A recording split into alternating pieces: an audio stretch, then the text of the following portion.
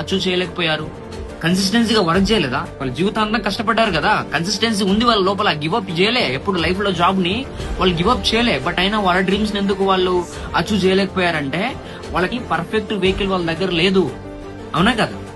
అమెరికాకి మనం నడుచుకుంటూ పోలేం కదా. నీ డెస్టినేషన్ కి నువ్వు వెళ్ళాలంటే దానికి దగ్గర పర్ఫెక్ట్ వెహికల్ నీ దగ్గర ఉండాలి.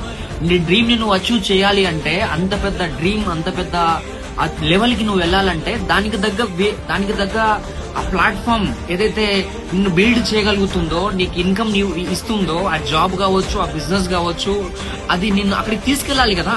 నువ్వు కన్సిస్టెన్సీగా వర్క్ చేస్తావు, సంవత్సరం, 2 ఏళ్ళు, 4 ఏళ్ళు, 10 ఏళ్ళు, 20 ఏళ్ళు, 30 ఏళ్ళు చేస్తావు, కరెక్టే, కన్సిస్టెన్సీగా ఉండవు. కానీ ఆ ప్లాట్ఫామ్ కి ఆ సత్తా లేనప్పుడు నువ్వు ఎంత కష్టపడ్డా అది జీరోనే.